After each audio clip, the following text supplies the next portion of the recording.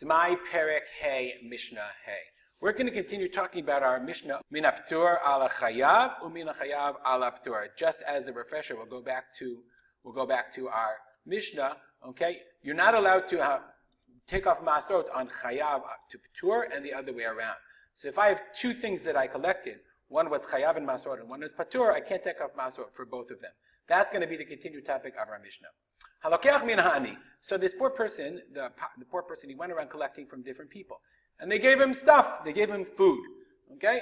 But he doesn't want all the food. He can't eat all the food, or he needs money. So he wants to sell you the food.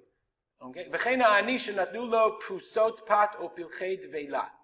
Or the poor person, who they gave him prusot pat, pieces of bread, o pilchei dveila. A dveila, the Jastro says, is a thick, viscid mass cake of pressed figs. So what happened was in ancient times that when people processed figs, what they would do is they would dry them. And they would make them into cakes, and that it would stay dried cakes would stay. It would be preserved throughout the winter months, the summer months. It was a way of preserving food. So therefore, that was what people would donate. When the ani would come and say, I need something to eat, they would give him a piece of food. I just found an awesome, it was very hard to find. This I found in a Haaretz article, okay? Keeping ancient fig drying alive. This is a dveila. I've never actually seen one of this. It makes sense. They would take figs and dry them, and then what they would do is slice pieces, and as the time would go along, apparently they also made fruit leather, which is delicious. Okay, this is a dveila, and people would give different pieces to the ani as they would go along. Now the ani wants to sell it to you. The problem is now I bought it from the ani, so I have to take off Maasrot because it's Demai, because maybe he got it from an Haaretz. So complicated, but that's what it was. I bought it from the ani. So says the Mishnah, I have to treat each piece separately and take off Maasrot of Demai from each individual piece. Why? Because I have to assume that one of them was Chiyuv and one of them was Petur. One piece of bread was Chiyuv, one pita was Petur, one Dveila was Chiyuv, one Dveila was Petur, etc., etc. But ubitmarim ubigrogrot bolel vinotel. If he has tmarim are dates, grogrot are figs, bolel vinotel, I mix them all together and I can be notel. I can take off from just the mixture. The question is why? How can I do that? Why don't I have the problem of chiyuv amtur and chiyuv? Let's go back to our trusty pictures, okay? Let's say this is chiyuv and this is ptur. Okay, I have M&Ms. But then I take those M&Ms, I mix them all together, I mish them all together. So in this mixture are chiyuv and petur.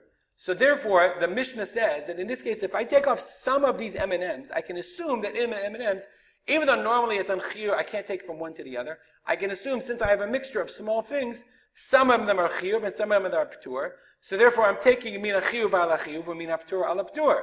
That's the idea of mixture. So therefore, the Mishnah says, if I have tamarim and grogrot that are small enough, I can mix them up and take from them. Hope that was clear. Says, okay, so the Kahati then adds and says, normally though, there's a principle that says, ein belila ela b'davar lach. You never mix things together in order to achieve this purpose unless they're davar lach and there's wet. But here I'm taking M&Ms, that's not lach. Each one is an individual. They don't mix together. When I take two oils, and I mix them together, then they're obviously all mixed together. But nonetheless, the Kahati says that in this case, the Chachamim were mekil. That even Davar Yavesh for Demai, the Chachamim were mekil and said you can mix them all together. Take all the tamarim you gathered, or grogrot together, and you mix them all together, and you can assume you take off a couple, and that's mafrish ala chayav, mina chayav ala chayav, umina p'tur ala p'tur. Says the Mishnah, Amar Rabbi Yehuda Eimatai, when is this true? Bizmancha matana meruba. If each person is giving us a good amount, exactly, i.e., the same amount. Look at Bartanura for a second. Shemacha matana meruba. Everyone gives a large amount. And they're all shavot, equal. Then the belila works. Okay? What happens if one person gives a small amount and one person gives a lot? Then let's go back to our example here. One guy gave a teeny amount of M&Ms, and one guy gave a ton of M&Ms, and I mixed them all together. So when I take a small amount of M&Ms off here, what are the odds that some of them came from this guy? Just assume that it's like 3 M&Ms. And some came from here. The odds are that I'm taking most of them from here and none of them from here. So therefore, I can't assume that I'm chiyuv al petur or petur al chiyuv, and therefore it doesn't work. That's what Rabbi Yehuda says. And in that case, if some people gave a small amount and some people gave a lot, I have to take mikol echad ve'echad. I have to take from the small amount of maser, and from the large amount, a large amount of maser. Lo ma'anya b'lilai. Why? De dilma kol chad v'chad lo mitrumei didei. Maybe each one I didn't get from him. I didn't take from each one. V'chayshinan, and I'm concerned, mina rov mafrish al hamu'at.